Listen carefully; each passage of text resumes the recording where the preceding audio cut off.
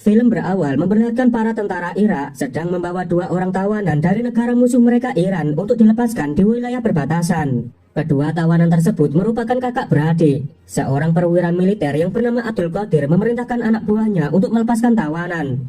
Tapi penjaga perbatasan mengatakan bahwa hanya ada satu tawanan yang akan dibebaskan.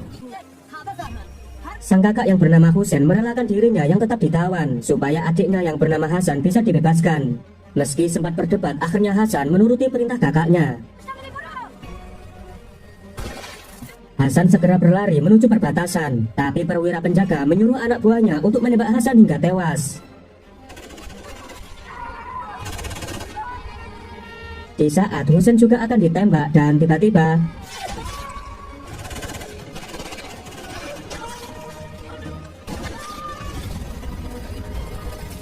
ternyata serangan brutal itu berasal dari sniper Iran yang paling ditakuti yang bernama Muhammad Abdul Zarin. Qadir yang melihat kejadian itu langsung ketakutan dan menyerah kepada Zarin. Di sini kita bisa mengetahui kelembutan hati Zarin, di mana ia tidak mau membunuh musuh yang sudah menyerah. Kemudian Zarin membawa Husain ke markasnya, sementara Qadir mengadu pada jenderal jika semua pasukannya dibabat habis oleh sniper Iran. Mendengar itu, para petinggi militer Irak ketar-ketir atas kemunculan Zarin yang dikenal dengan kehebatannya. Mereka khawatir jika Zarin tidak segera dikalahkan, pastinya akan lebih banyak prajurit mereka yang akan dihabisi Zarin. Untuk menghentikan Zarin, militer Irak memanggil Rosid, seorang perwira senior dari satuan penembak jitu. Rosid juga membawa dua orang sniper yang merupakan murid terbaiknya. Di sana, Rosid mengatakan jika yang mereka hadapi bukanlah sniper sembarangan, melainkan ia adalah Zarin, seorang musuh sekaligus rivalnya dulu sewaktu berperang. Diketahui Zarin adalah sniper terlatih yang tembakannya sangat akurat, dengan mengukur jarak musuh, menentukan arah angin, kelembapan udara, dan teknik kamuflase terbaik. Rosid telah mempersiapkan dua murid terbaiknya untuk melawan Zarin. Mereka bernama Mu'ad dan Jabal. Rosid lalu membuktikan kehebatan muridnya dalam menghabisi musuh. Mereka ditantang menembak sandera dari pasukan Iran.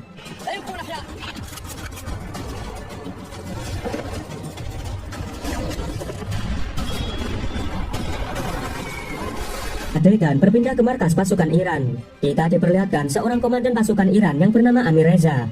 Reza mengatakan kepada bawahannya, sebenarnya dia sangat khawatir jika pasukan Irak akan melakukan serangan dadakan, mengingat Irak mempunyai banyak pasukan tempur dan persenjataan yang lebih canggih. Di sisi lain, ternyata Zarin sedang berada di wilayah musuh untuk mengamati pergerakan dan aktivitas pasukan Irak. Tak lama kemudian, Zarin diperintahkan Amir Reza untuk kembali ke markas. Sebelum pergi dari sana, Zarin memberi roti untuk koloni semut. Terlihat dia sangat penyayang kepada sesama makhluk. Rosid dan Qadir sedang berdiskusi dan menganalisa posisi yang biasanya digunakan Zarin untuk bersembunyi. Sebagai seorang sniper berpengalaman yang pernah menjadi rival Zarin, Rosid sangat paham di mana titik lokasi sniper bersembunyi tanpa diketahui musuh. Di depan prajurit lainnya, Zarin memberi arahan bagaimana cara menjadi sniper hebat. Untuk menjadi seorang sniper, mereka harus mengetahui persembunyian yang strategis tanpa diketahui musuh. Sang sniper juga harus tahan dalam setiap kondisi cuaca apapun. Husain yang berada di sana sangat antusias dan mengatakan kepada Zarin kalau dia ingin diajari bagaimana cara menjadi sniper hebat seperti Zarin. Zarin pun menerima Husain menjadi muridnya. Di sisi lain, Rosid membawa muridnya ke lokasi perbatasan. Setibanya di sana, Rosid bisa membayangkan bagaimana tentara Irak dihabisi Zarin pada malam itu. Rosid lalu memeriksa bekas tembakan yang menembus kaca mobil. Dengan pengalamannya, Rosid langsung mengetahui posisi Zarin ketika melancarkan serangan. Ketika kembali ke markas, Rosid memerintahkan Mu'ad dan Jabal untuk mengintai pergerakan Zarin di wilayah perbatasan. Rosid berasumsi kalau Zarin sering mengawasi aktivitas pasukan Irak di sana. Sedangkan di markas pasukan Irak, malam harinya para tentara akan istirahat.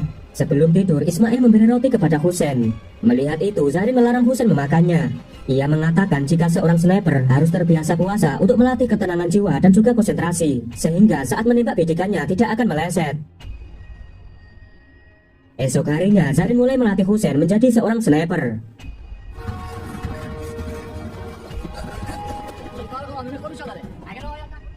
Ketika Husain membuat kamuflase, ia malah dimarahi Zarin karena teknik kamuflasenya masih sangat buruk, sehingga musuh akan menemukan persembunyiannya.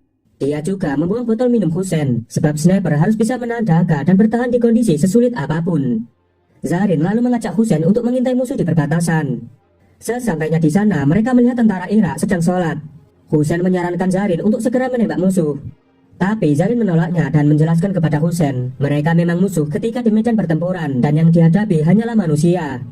Namun ketika musuh beribadah maka urusannya dengan Tuhan. Tak mungkin seorang makhluk yang lemah berperang melawan Tuhan yang maha segalanya. Mendengar semua ucapan Zarin, Husain hanya bisa istighfar. Zarin lalu melatih Husain membidik target di sebuah tempat latihan menembak. Tapi Husain belum bisa membidik sasaran dengan tepat. Ketika Zarin akan pergi, Husain malah menantang Zarin dan membuktikan kemampuannya. Zarin yang merasa ditantang muridnya lalu menembak semua target dengan situ. Melihat kemampuan gurunya, Husain malah putus asa menjadi seorang sniper. Mental Husain yang lemah, Zarin merasa kecewa lalu pergi meninggalkannya.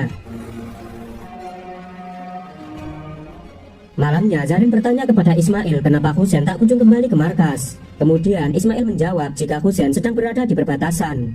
Zarin yang tahu jika perbatasan adalah tempat berbahaya bergegas menyusul ke sana. Ternyata di perbatasan Mu'ad dan Jabal sedang mengincar Zarin. Di sana mereka melihat Husain sedang menangis yang meratapi kematian adiknya. Mu'ad langsung mendatangi Husain dan akan menembaknya dari jarak dekat. Namun tiba-tiba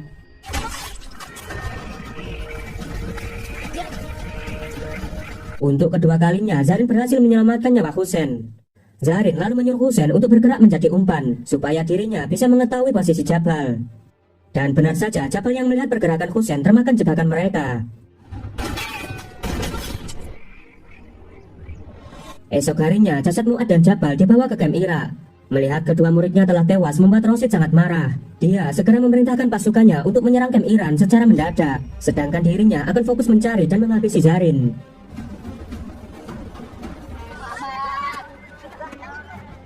Husain mengantar makanan kepada gurunya, sedangkan Zarin sedang memandangi foto keluarganya yang sangat ia rindukan. Zarin mengatakan jika ia terpaksa meninggalkan keluarganya demi membela negara.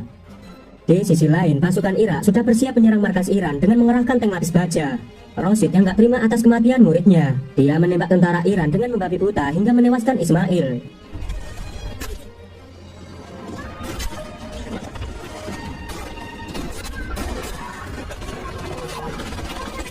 Mendapat laporan adanya serangan sniper musuh, Zarin pun segera bersiap ke medan pertempuran. Tapi Reza berusaha mencegah Zarin. Menurutnya sniper musuh sedang memancing Zarin keluar. Mendengar itu, Zarin mengatakan dengan tegas jika selama ini dirinya sama sekali tidak takut dengan kematian dan ia sudah bertawakal atas keselamatannya kepada Tuhan. Seorang rekannya pun menyetujui apa yang dikatakan Zarin. Mereka berdua langsung berangkat ke medan pertempuran. Setibanya di sana banyak sekali kepulan asap, serta jarak pandangnya terhalang oleh tank baja milik tentara Irak, sehingga Zarin kesulitan mencari keberadaan Rashid.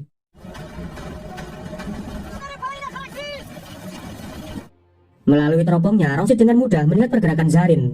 Zarin melihat sebuah kode tangan dari Rashid yang menantangnya untuk berduel. Zarin pun langsung bergerak menuju ke posisi yang strategis.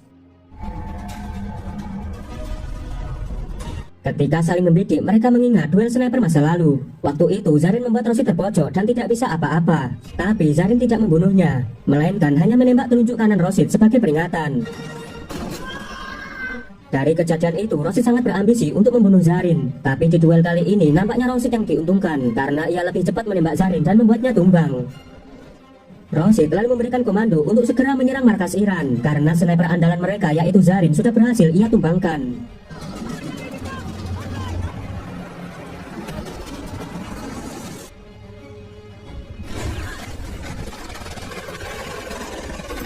Akibat serangan itu, pasukan Iran sangat terdesak, sebab persenjataan mereka kalah canggih dari pasukan Irak. Di tengah kekacauan, ternyata Zarin masih selamat, karena tembakan Rashid hanya mengenai telinga kanannya. Zarin pun kembali bangkit dan membidik satu persatu pasukan Irak dengan snipernya.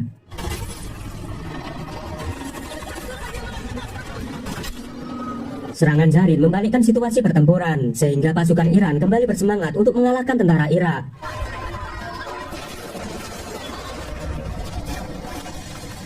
Merasa serangannya telah gagal, Jenderal Qadir langsung menarik mundur pasukannya kembali ke markas. Zarin yang melihat Rashid langsung menembak bahunya sebagai isyarat peringatan kedua. Ketika Zarin kembali menemui rekan-rekannya, mereka semua tidak percaya jika Zarin ternyata masih selamat. Sementara di markas Irak, Rashid dimarahi habis-habisan oleh atasannya. Dia menuduh Rashid telah membuat laporan palsu atas kematian Zarin, hingga pasukannya banyak yang tewas. Dan akhirnya Rashid diskors beberapa waktu, dan tugasnya akan digantikan oleh sniper lain yang telah mereka siapkan. Sang kapten berasumsi jika sniper andalannya sekelas Rosid saja tidak bisa membunuh Zarin. Lantas ia membuat rencana licik dengan mengutus Abdul Qadir akan berpura-pura berkhianat dan memberikan informasi palsu kepada pasukan Iran. Esok harinya Qadir mendatangi markas Iran. Di sana ia mengatakan kepada Amir Reza dan petinggi Iran jika pasukan Iran akan menyerang dengan jumlah lebih banyak daripada sebelumnya. Ia memberitahu pada mereka hanya ada satu cara untuk menghentikan rencana itu, di mana Zarin harus diam-diam menyusup ke markas Iran dan menghabisi sang kapten. Awalnya Zarin dan Amir Reza tidak percaya dan menganggap ini jebakan, tapi Zarin yang tidak takut mati justru mengatakan kalau pasukan Iran akan termakan dengan jebakan mereka sendiri. Malam harinya Zarin berhasil memasuki kamp Ira, dan benar saja semua yang dikatakan Qadir hanyalah jebakan belaka. Ketika matahari terbit, ternyata banyak pasukan Ira yang sudah bersiap menunggu kedatangan Zarin. Tapi dengan skillnya Zarin selangkah lebih di depan, sehingga musuh termakan oleh jebakannya sendiri. Ternyata Zarin sedang bersembunyi di sebuah gubuk di pinggir rawa. Di sana Zarin mulai membidik dan mengheadshot semua sniper musuh.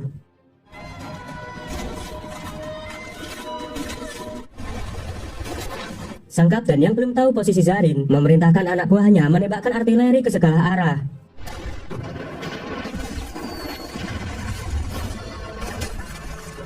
Tapi sialnya seorang sniper melihat gubuk tempat Zarin bersembunyi.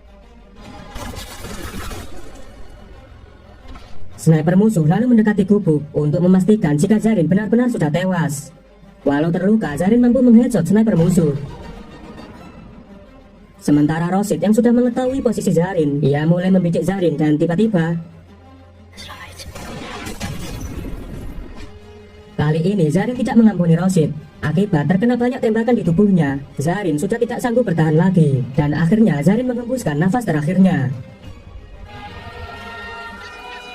Di akhir film terlihat Husain mengintai musuh di perbatasan dengan menggunakan senjata sniper peninggalan Zarin. Kali ini Husain melanjutkan misi yang sebelumnya menjadi tugas gurunya. Dengan tembakan jitu, Husain berhasil menembak kapten pasukan Ira.